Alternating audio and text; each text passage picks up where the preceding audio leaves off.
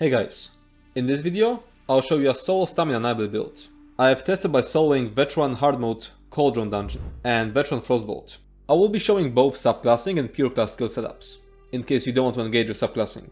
I will also show setups for both dual wield and bow as your front bar weapon. You'll be able to find both logs and recordings of soloing the veteran hard mode Cauldron and veteran Frostvault in this video's description and in the website guide. Logs allow you to check various statistics of a fight, like damage done, healing done, which ability or item did the most healing, etc. And you can even watch a top-down replay of the fight. Later on, I'm also going to show a bunch of parses on the 6mm unbuffed dummy, so you can compare this build to other solo builds. You can use this build to obliterate any kind of regular solo content, like arenas, world bosses, dolmens, dragons, volcanic vents, harrow storms, mirror incursions, etc. Because all of these things are 100 times easier than soloing 4-man DLC dungeons in veteran or hard mode difficulties, which this build is capable of. The build is also on my website, so if you prefer written guides over YouTube videos, you can read it there instead. The link will be in the description. When trying to make the strongest solo build, you basically always end up with a beam build. But I already have a build like that, so I wanted this build to keep the Nightblade theme, which is why I decided to go with the Gravelord skill line. This skill line provides the most advantage with the least amount of change in gameplay. It provides tons of penetration and crit chance against low HP enemies. And we only need a single skill to trigger those passives, Skeletal Archer, which is a skill that not only somewhat fits the Nightblade theme, but also deals decent damage and provides major brutality, allowing us to use different potions. Moving on to skills. This is the base setup that will work for most situations and which should be your starting point when making situational setups. Surprise Attack is a very strong spammable, which applies the standard stats effect, and is guaranteed to be a critical strike, up to once every 3 seconds. Killer's Blade is an execute you should switch to when your enemy is below 30% max health. Merciless Resolve is an ability that will cause your light attacks to generate stacks, which increase your weapon and spell damage. You can spend 5 stacks to fire a powerful arrow that also heals you if you're in melee range. Stop using the active ability once your enemy is below 25% max health. Skeletal Archer is an ability that summons a Skeletal Archer which attacks your enemies for 20 seconds. It also grants you major brutality and major sorcery for the duration, increasing your weapon and spell damage by 20%. Getting major brutality from an ability allows you to use different potions.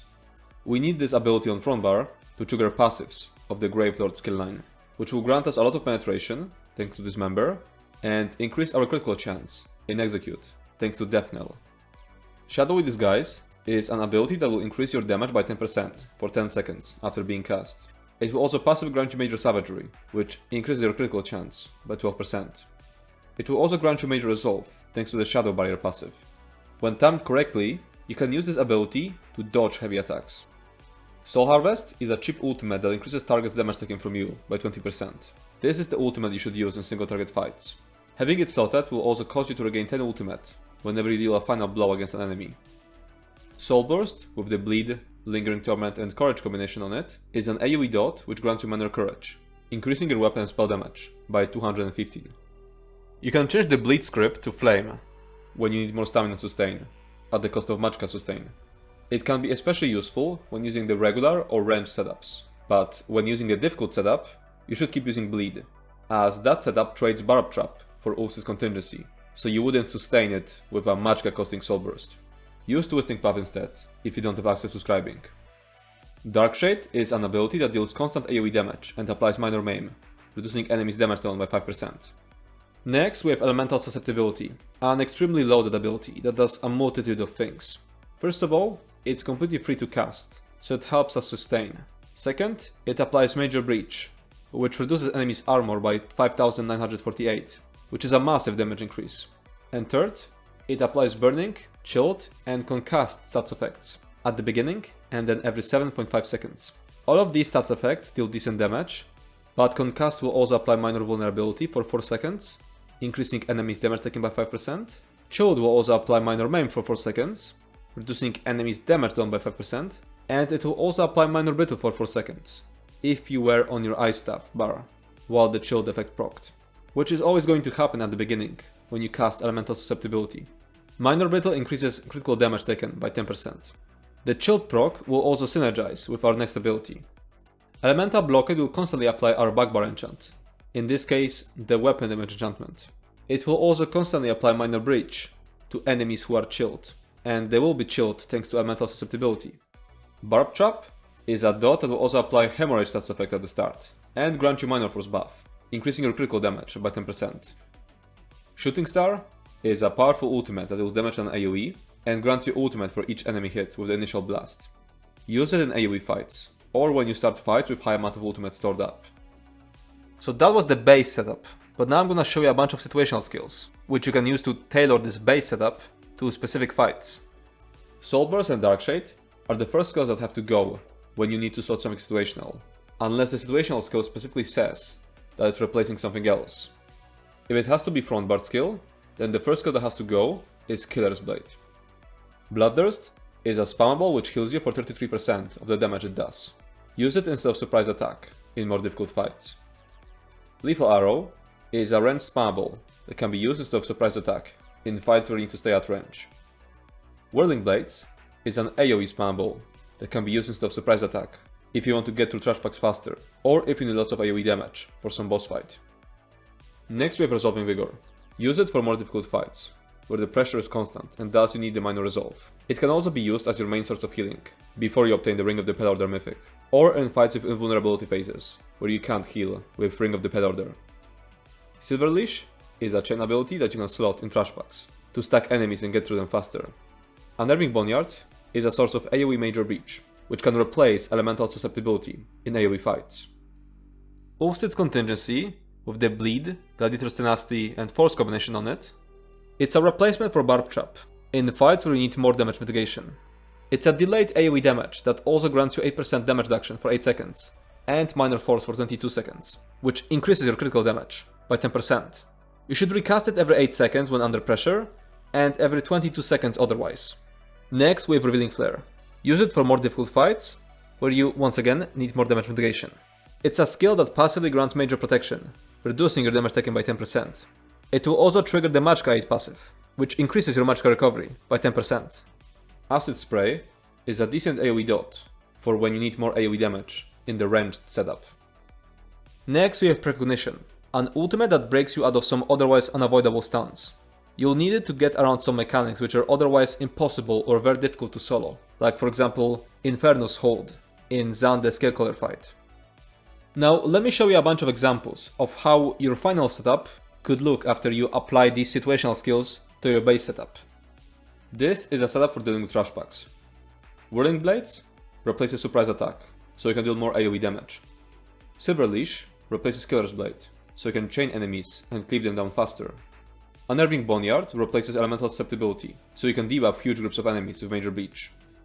And Ulfsted's Contingency replaces Barb Trap, because it deals damage in an AoE. This is a setup you should use in ranged fights. The only change is that Lethal Arrow replaces Surprise Attack, so you can damage enemies at range. This is a setup of lots of damage mitigation, for bosses that hit very hard. Bloodthirst replaces Surprise Attack, so you can heal a lot more. Revealing Flare replaces Killer's Blade, because it provides 10% damage mitigation. Ulfsted's Contingency replaces Barb Trap, because it also provides minor force, and 8% damage mitigation on top of that. This is a setup you should use when not using subclassing. Debilitate replaces Skeletal Archer, because it's a decent dot that will also trigger the Magicka Float passive. Siphoning Attacks replaces Soul Burst, because without subclassing, you'll have to use weapon power potions instead of Tristad or Heroism, so you'll need additional sustain from Siphoning Attacks to sustain. Now here's a bunch of example setups I've used against specific bosses. This is the setup I've used when fighting Oxblood the Depraved in the Cauldron dungeon. Lethal Arrow replaces Surprise Attack, so you can kill the slimes before they reach Oxblood. Revealing Flare replaces Killer's Blade, because Oxblood hits really hard. And it's the same with the next one. Ulfsted's Contingency replaces Barb Trap, because Oxblood hits really hard. This is a setup I've used when fighting Baron Zaudrus in the Cauldron dungeon. Whirling Blade replaces Surprise Attack, because it's an AoE fight. Revealing Flare replaces Killer's Blade, because you need the additional damage mitigation. Unnerving Boneyard replaces Elemental Susceptibility, because it's an AoE fight. And Ulfsted's Contingency replaces Barb Trap, because it's an AoE fight, and because you need the additional damage mitigation. This is a setup I've used when fighting Ice Stalker in the Frostvault dungeon. Lethal Arrow replaces Surprise Attack, because you can't stay in melee range. or you'll get sunlocked by Ice Stalker. Acid Spray replaces Killer's Blade to help with cleaving down Ice Wraiths. And Ulce's Contingency replaces Barb Trap, because the AoE damage helps with cleaving down Ice Wraiths. And this is a step I've used when fighting Warlord Tsogvin in the Frostvault dungeon. Bloodthirst replaces Surprise Attack, because you need to out-heal the bleed. Resolving Vigor replaces Soul Burst, because you won't be able to out-heal the bleed with Bloodthirst and Ring of the Pale Order, while Tsogvin jumps up in the air. Now as for rotation, I don't use a static rotation, so this is just a list of priorities. Simply recast abilities when they run out, and follow the list of priorities when there are multiple things to refresh. Use Elemental Susceptibility, use Elemental Blockade, Skeletal Archer, Shadowy Disguise, Barb Trap, Dark Shade, Soul Burst. If it's an AoE fight, or you're starting at or close to 200 ultimate, use Shooting Star. If it's a single target fight, use Soul Harvest. If enemy is below 25% HP, use Killer's Blade. If you're at 9 stacks, and the enemy is above 25% HP, use Merciless Resolve. If your Soul Harvest is about to run out, you should use it at 5 stacks instead, in order to fit 3 Merciless Resolve casts during the Soul Harvest debuff. If the enemy is below 30% HP, use Killer's Blade, and use Surprise Attack. Keep in mind that you can pre-buff Skeletal Archer, Shadowy Disguise, Dark Shade, and Soul Burst before entering combat. Now as for passives, the only passive you specifically have to skip is Trifocus. I am now very quickly going through all of the passives you should get on the screen. You can either pause the video or look up this list on the website guide.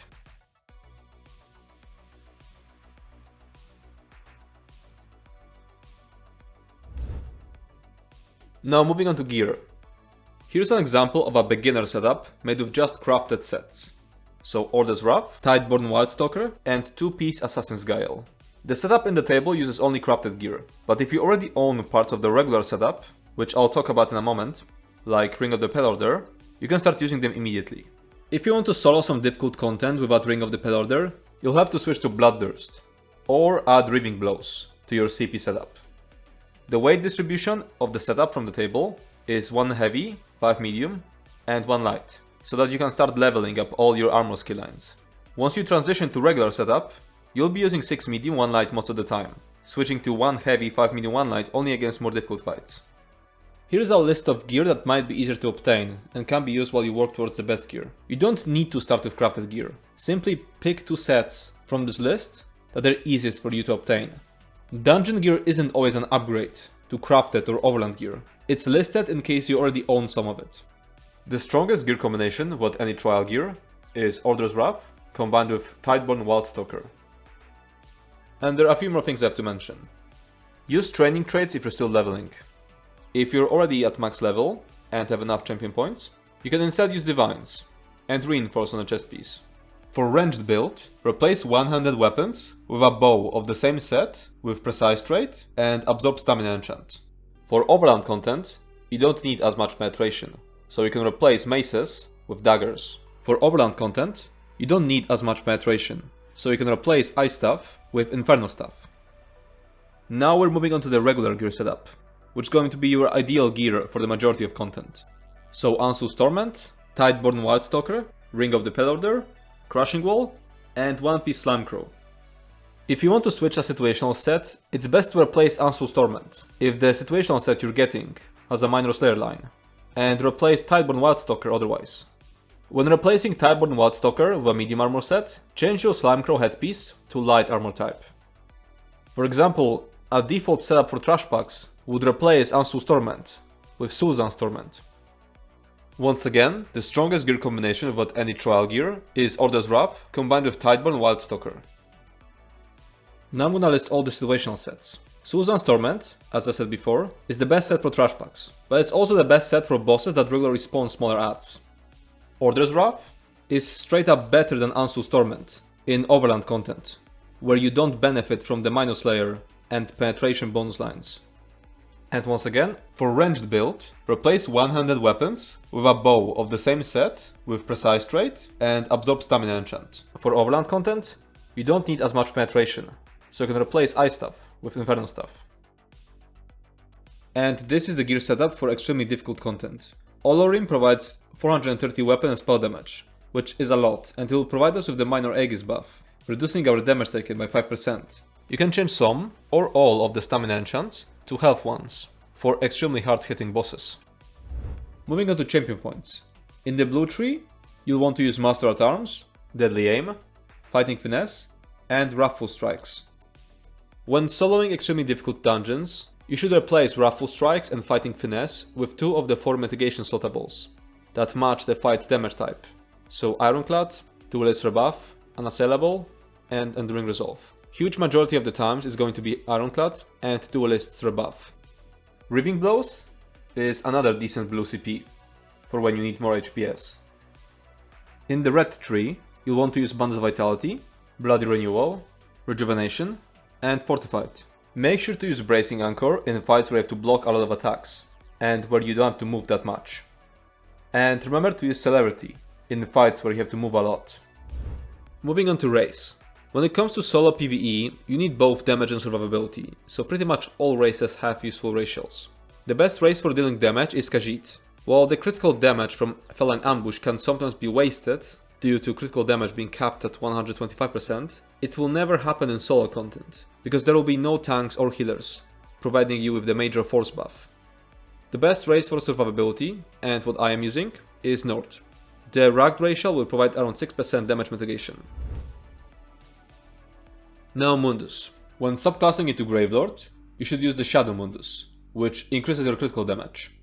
When not utilizing subclassing, you should use the Lover Mundus for instance content, and the Shadow for overland content.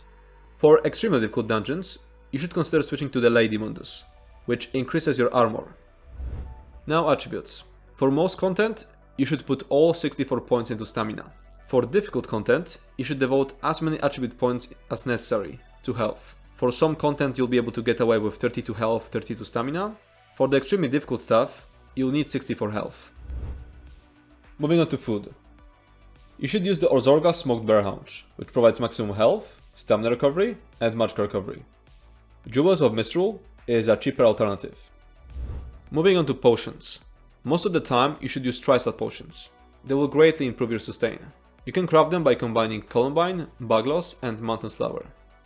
There are better potions, but they're extremely expensive.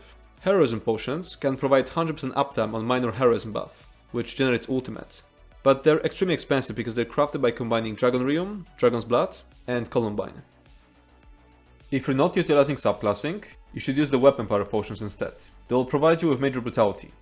You can craft them by combining Blessed Thistle, Dragon Thorn, and War Mode. Moving on to Parse. The regular setup parses 67.8k on the 6mm unbuffed dummy. If we switch to the range setup, which uses a bow and leaf arrows spammable, it parses 66.6k. The difficult setup, with additional healing from Bloodthirst and additional mitigation from Revealing Flare and Ulf's Contingency, parses 58.9k. And the pure class setup, which doesn't use subclassing and uses Debilitate instead of Skeletal Archer and Siphoning attacks instead of Soul Burst, parses 57.9k DPS. If you wanna see a recording of an entire uninterrupted parse, there's a link to that in the description. And that's it for this video. If you have any more questions, you can comment down below or join our Discord server Wildheart. As always, feedback will be appreciated. If you enjoyed this video, make sure to subscribe to my channel and check out my Twitch. Thanks for watching and see you next time.